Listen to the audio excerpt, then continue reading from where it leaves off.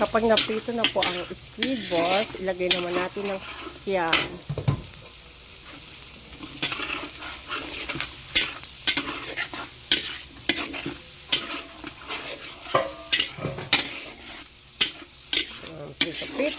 Prito. Tapos, ilagay natin ng atay balon-balonan. Pero, tanggalin mo na yung sabaw. Yan, napakayami yan. Talagang, napakayami.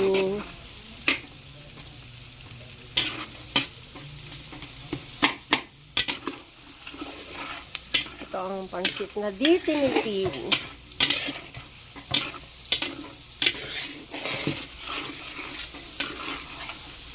Ditinipid sa sahog.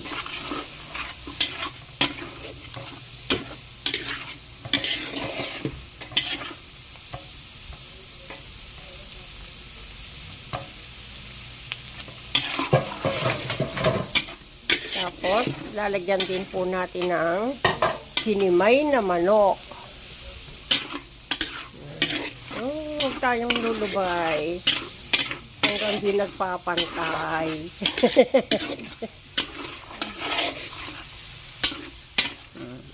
Hinimay na manok.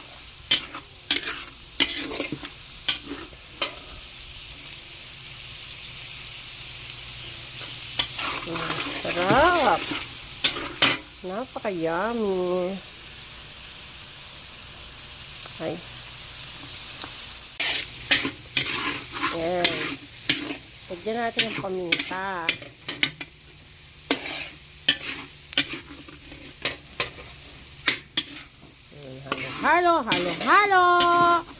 Halo-halo po tayo dyan. Ayan, dami ng sahog. Sahog pa lang yan, ha. Lalagay pa po natin yung mga gulay. Lagay natin ang Baguio beans.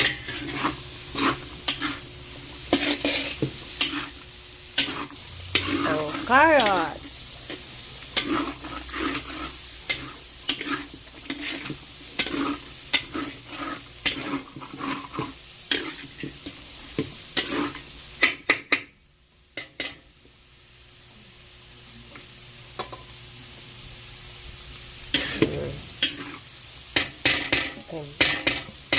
Meron pa? Yan. Ayan, lagyan natin ng oyster sauce. Para masarap ang ating pansit. Sa oyster sauce, ayan, Panda brand. Ito kasi yung gamit namin. Yung sa catering namin, ito talaga yung gamit namin. Ayan. Kung wala nito, yung Mamacita. Halo-halo. Ayan. Tapos, lagay na rin natin ang celery.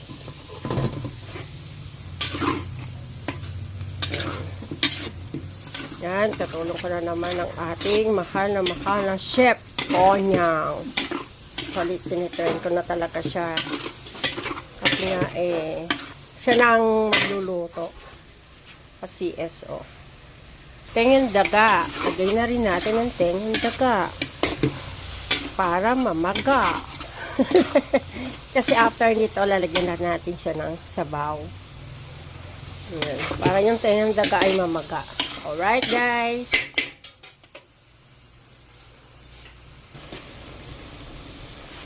Ayan. Lagyan na natin ng sabaw. Sa pano. Tapos ngayon ang repolyo.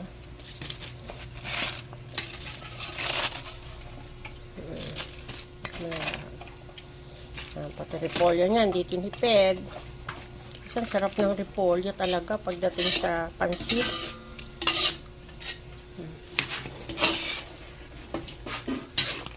Tapos, lagyan natin ng coconut toyo.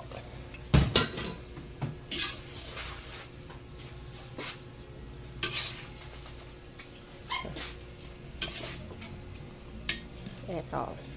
Guys. Yan. Coconut toyo.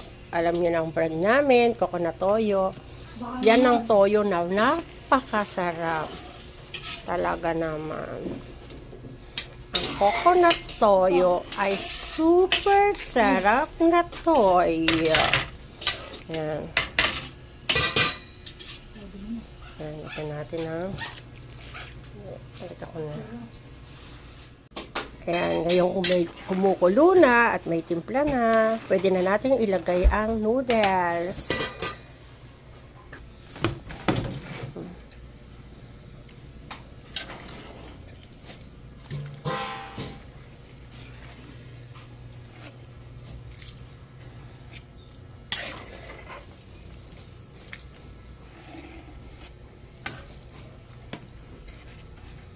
Ayan, lagay na natin ang pinaka-noodles niya. Ayan. Ako naman, napakasarap niyan.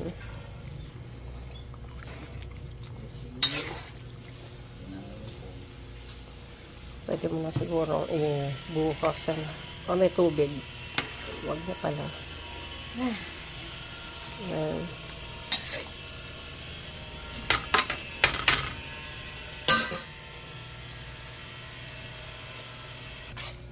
Ayan. Antayin lang natin mamaga ang noodles. Ayan, sarap niyan. Yummy. Super yummy yan.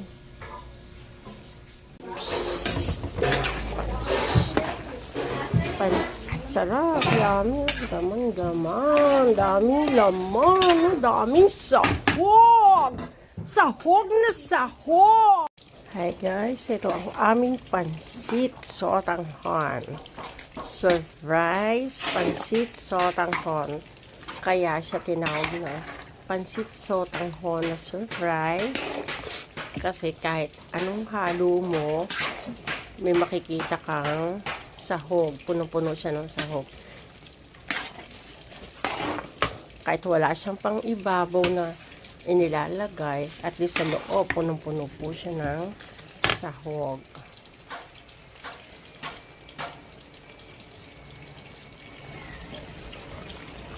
And guys, yummy! Kaaga-agang luto ng pansit.